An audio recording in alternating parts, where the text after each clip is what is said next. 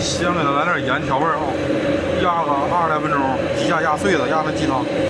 干豆腐，豆腐皮就是，切宽条子，鸡扣，晾个6、7成干。这晾的有点轻，着急呀，晾不了了。最好是晾成这样式的，是最牛逼的。油给它沏成这时候啊，下里头啊，给它炸起泡了。